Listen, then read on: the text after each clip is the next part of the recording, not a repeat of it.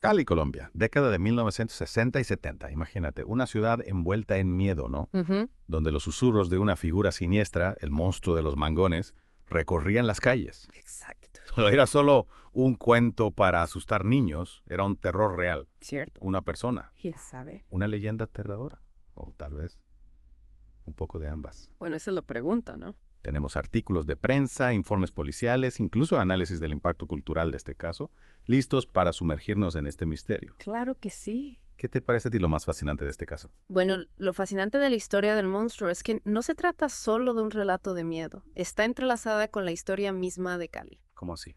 En aquella época, la ciudad experimentaba una transformación masiva, lidiando con agitación social y económica. Ya veo.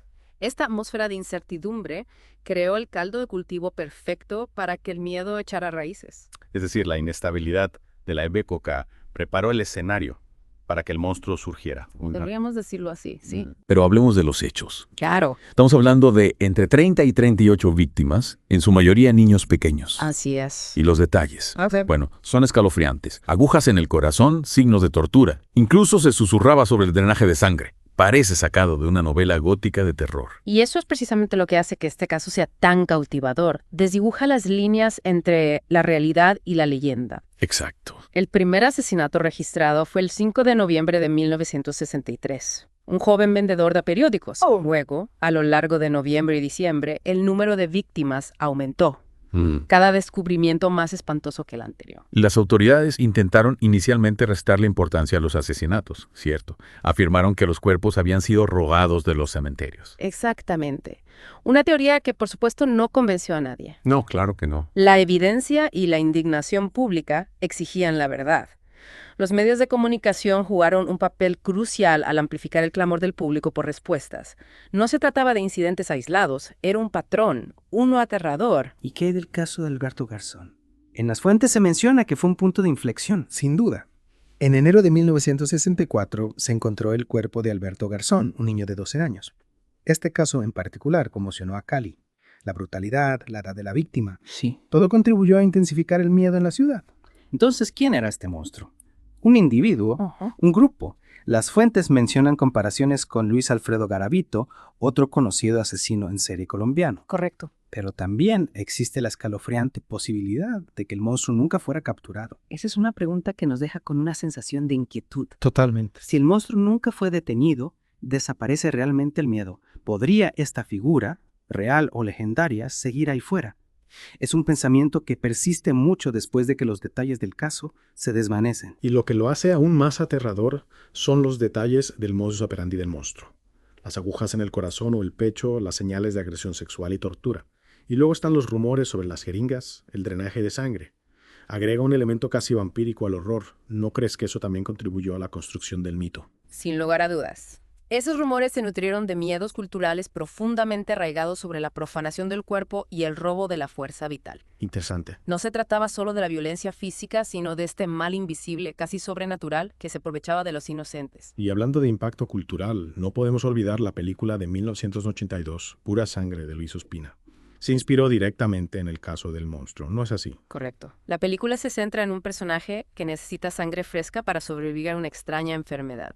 Es una exploración fascinante del vampirismo, lo macabro y las ansiedades de la época. Refleja la historia del monstruo como un espejo distorsionado, capturando la esencia del horror sin ser un recuento literal. Sin embargo, me pregunto si la película, al centrarse en el aspecto vampírico, corrió el riesgo de sensacionalizar el caso y eclipsar la verdadera tragedia humana. Es una perspectiva interesante. Por un lado, el arte puede servir para procesar eventos traumáticos. Pero por otro, podría la película haber desviado la atención de las víctimas y sus familias. Quizá lo exploraremos más a fondo en la siguiente parte de nuestro análisis. Y es un punto válido. Mientras que Pura Sangre puede haber capturado la imaginación del público, también corrió el riesgo de perpetuar esa imagen sensacionalista, ¿no? Del monstruo. Exacto, distrayendo de la realidad de las víctimas. Sus historias a menudo se pierden en medio del sensacionalismo y el misterio. Precisamente. Es fácil quedar atrapado en los detalles macabros de un caso como este. Pero no podemos olvidar el coste humano. No eran solo números en una lista de víctimas. Eran hijos, hermanos, Amigos. Su ausencia debió dejar una profunda herida en el tejido de su comunidad. Exacto. Y eso es algo en lo que deberíamos reflexionar mientras profundizamos en estos capítulos oscuros de la historia. La historia del monstruo puede cautivarnos, pero son las víctimas y sus familias quienes merecen nuestra empatía y recuerdo. Es una reflexión aleccionadora. Detrás de cada historia de crímenes reales hay dolor y pérdida auténticos. ¿Y qué hay del impacto psicológico en Cali? Imagínate vivir en esa época, con el miedo constante de que el monstruo pudiera acechar en cualquier esquina. Absolutamente. Habla del miedo primordial a lo desconocido, al depredador que acecha en las sombras. El monstruo se convirtió en un símbolo de ese miedo, una manifestación de las ansiedades sociales que iban más allá de los asesinatos reales. Y el hecho de que el caso siga sin resolverse añade otra capa de misterio, ¿no crees? Sin duda. La falta de cierre alimenta las especulaciones. Permite que la leyenda crezca, se transforme y se vuelva aún más aterradora con el tiempo. Exactamente. La incertidumbre genera más miedo que cualquier certeza. La gente se pregunta, ¿el monstruo simplemente desapareció? ¿Murió? ¿O podría seguir ahí fuera, observando, esperando? Da miedo. Es inquietante pensarlo. Y también subraya lo limitadas que eran las técnicas forenses de la época. Es cierto. Si este caso ocurriera hoy, las posibilidades de identificación serían mucho mayores. Pero en la década de 1960, la falta de recursos y tecnología forense avanzada, sin duda, jugó a favor del monstruo. Le permitió operar con una impunidad escalofriante. Y esa impunidad, a su vez, contribuyó a la construcción del mito. El monstruo se convirtió en una especie de fantasma, una figura intangible que podía estar en cualquier lugar y en ningún lugar al mismo tiempo. La ciudad misma se convirtió en una prisión psicológica para sus habitantes. Y es donde creo que el análisis del contexto social se vuelve crucial. Mencionaste antes la agitación social y económica de Cali en aquella época. ¿Crees que la inestabilidad social contribuyó a la incapacidad de las autoridades para capturar al monstruo? Es una pregunta compleja, pero creo que es innegable que la corrupción y la desigualdad jugaron un papel. Seguramente. Las fuentes sugieren que la policía pudo haber desestimado algunas pistas o incluso encubierto pruebas para proteger a individuos poderosos.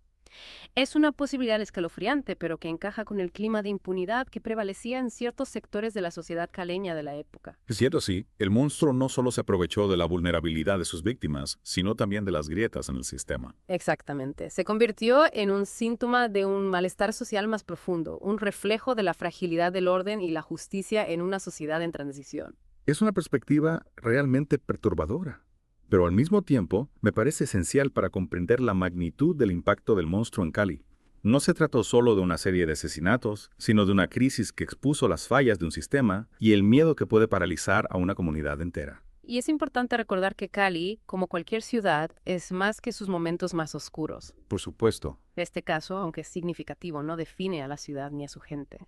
Completamente de acuerdo. Es fácil dejarse atrapar por la oscuridad, pero también hay luz, resiliencia, esperanza y el espíritu humano perdurable.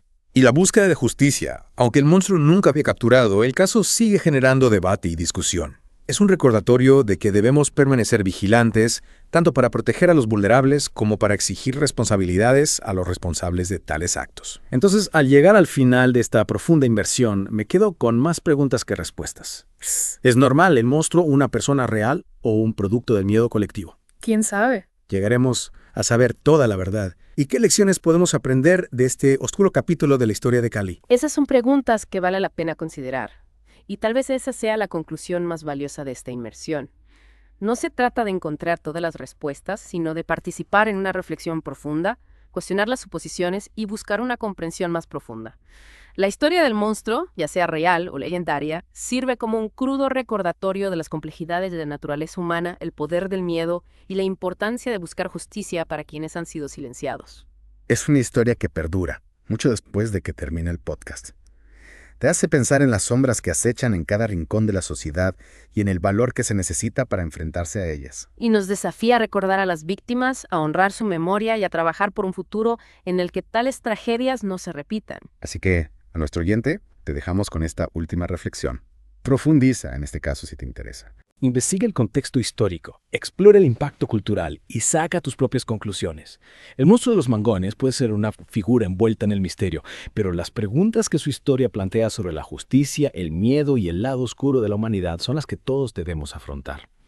Y si pensamos en las víctimas, no podemos dejar de lado el hecho de que muchas de ellas provenían de entornos vulnerables. Niños de la calle, vendedores ambulantes. ¿Crees que el monstruo se aprovechó de su situación sabiendo que quizás no serían buscados con la misma intensidad? Es una teoría, sí, desgarradora, pero plausible. Las fuentes indican que la mayoría de las víctimas del monstruo eran niños pobres, muchos de ellos sin hogar. Esto, por supuesto, dificultó la investigación y quizás también contribuyó a la indiferencia de ciertos sectores de la sociedad. Es terrible pensar que la vida de estos niños valía menos para algunos por su condición social. Es una realidad cruel que lamentablemente se repite en muchas historias de crímenes reales. La desigualdad no solo crea víctimas, sino que también puede silenciar sus historias y obstaculizar la búsqueda de justicia. Y este caso en particular nos recuerda la importancia de no solo buscar respuestas a lo sucedido, sino también de cuestionar las estructuras que permitieron que estos crímenes ocurrieran. ¿Qué falló en la sociedad caleña de la época para que un monstruo pudiera operar con tanta impunidad, especialmente contra los más vulnerables? Es una pregunta incómoda, pero necesaria. Y creo que en última instancia esa es la mayor lección que podemos extraer de este caso. El monstruo de los mangones, más allá del miedo y el misterio, nos obliga a mirar de frente a las desigualdades y las fallas de nuestro sistema, y a luchar por un futuro donde todos los niños, sin importar su origen, puedan vivir sin miedo. Coincido plenamente. La memoria de las víctimas debe ser un llamado a la acción, un recordatorio de que la justicia no solo se trata de castigar a los culpables, sino también de construir una sociedad donde la vulnerabilidad no sea sinónimo de peligro.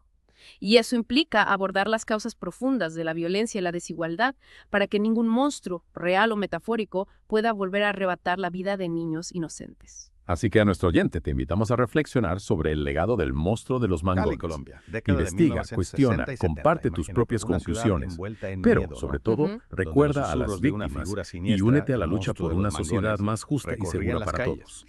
Esto Era caso, solo a pesar de su un oscuridad, cuento para puede ser asustar una niños. oportunidad Era para un aprender.